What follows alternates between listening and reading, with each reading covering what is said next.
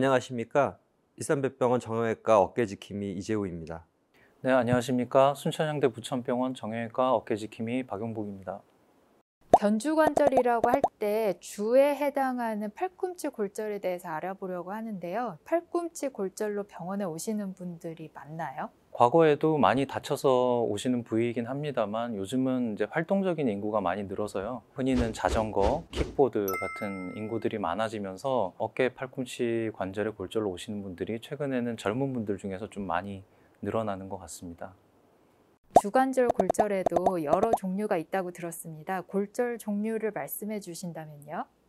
골절이라는 말 자체가 뼈가 부러진다는 그런 의미이기 때문에 당연히 뼈의 위치에 따라서 저희가 골절을 이제 나눌 수가 있고요. 위팔뼈에 해당되는 상완골, 그다음에 이쪽에는 요골, 그리고 이쪽에는 척골, 이렇게 세 군데 뼈가 있기 때문에 세 뼈의 골절을 저희가 이제 나누어서 생각을 해볼 수가 있습니다. 좀 구체적으로 저희가 보면 상완골의 여기 아래쪽 저희가 이제 원위부라고 표현을 합니다. 그래서 특히 이 관절을 지나가는 척골신경 같은 그런 신경들이 있기 때문에 저희 전문의나 또는 의사들이 이런 치료하는데 굉장히 좀 여러 가지 난이도를 가지고 접근을 하는 편이고, 여기 척골 중에서도 주두라고 표현하는데요. 여기 튀어나와 있고 이렇게 만져지는 부위가 있습니다. 직접 이렇게 부딪히거나 하면서 골절이 잘 되기도 하고, 킥보드라든지 외저나 이런 것들을 하면서 넘어지고 하면서 이렇게 골절이 되는 경우들이 있는데, 그 경우에 사실 골절의 패턴도 조금 단순하기도 하고, 그다음에 보시는 것처럼 뭐 이 접근이 아주 쉽기 때문에 그런 이제 수술을 좀 비교적 간단하게 하는 부위도 있습니다. 요골 쪽은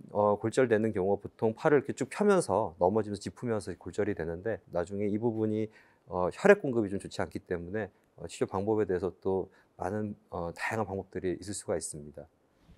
각 부위에 골절이 있을 때는 움직이지 않고 쉬면서 치료를 해도 되나요? 아니면 수술을 받아야 되는 건가요? 쉬면서 치료를 해도 되는 가벼운 골절도 물론 있습니다. 그래서 그런 경우는 이제 수술하지 않고 보존적으로 치료를 할 수가 있는데, 사실 개인이 판단하기는 좀 어렵기 때문에 진료를 받아보시고 후유증을 걱정하지 않아도 되는 가벼운 골절이라고 하면은 한 1주에서 2주 정도 이제 가볍게 이제 고정을 하고 그 이후에 의사의 지시에 따라서 이제 운동을 시작을 하시면 되겠습니다. 그게 아니고 불안정을 일으킨다든지 아니면 탈구를 일으킨다든지 하는 등의 어떤 중요한 손상이 있는 경우라면 수술적인 치료를 해야 되겠습니다. 주관절 골절 후 제대로 치료받지 않거나 혹은 수술 후에 후유증 같은 게 있을까요?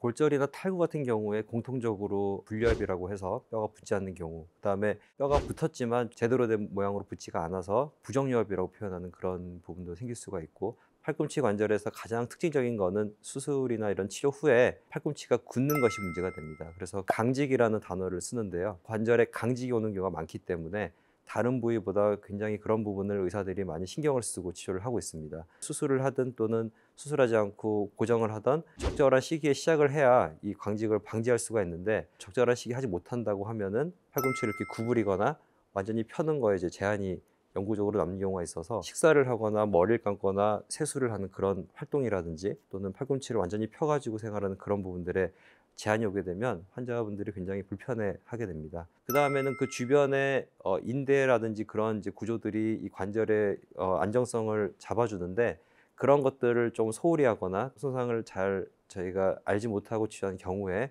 어떤 골절이 유압이 되더라도 자꾸 이렇게 팔이 흔들린다든지 무거운 걸 들거나 그랬을 때 덜컹거리는 그런 느낌이 있다든지 불안정성을 느끼는 경우가 생길 수 있고요. 마지막으로 이 안쪽에 이제 척골신경 같은 경우에는 신경을 좀 제껴서 수술한다든지 또는 다칠 때 손상이 같이 된다든지 등등 해서 일정 부분은 좀 회복이 되는 경우도 있지만, 일정 부분은 영구적으로 장애가 남는 경우가 생길 수 있기 때문에 그런 부분이 팔꿈치 관절에서 좀 특징적인 그런 합병증 또는 후유증이 될 수 있겠습니다. 주관절을 다쳤을 때 제일 먼저 해야 하는 응급처치 방법이 있을까요? 그리고 병원 가기 전까지 조심해야 하는 것들이 있을까요? 다치신 그 상태 그대로 병원에 오시는 게 가장 중요합니다. 골절이나 인대 손상이 있을 때 주변에 이제 혈관이나 신경이 같이 지나가고 있기 때문에 주변 조직들이 같이 다쳤을 수가 있고, 제대로 고정이 되지 않은 상태에서 병원으로 오시는 동안에 움직이게 되면 날카로운 골절면이라든지 이제 출혈로 인한 부종 이런 것들 때문에 2차적인 손상이 생길 수가 있습니다. 주변에 단단한 물체가 있다면 부목 고정을 하고 병원으로 바로 내원을 하시는 것이 가장 좋고요. 한편으로는 그 고정하는 과정에서도 환부를 천으로 감는다든지 뭐 붕대로 감을 때 너무 강하게 감게 되면 그것도 2차적인 손상을 유발을 할 수가 있습니다. 그래서 움직이지 않는 범위 내에서 좀 가볍게 이렇게 고정을 하고 병원으로 내원하시는 것이 가장 중요하겠습니다.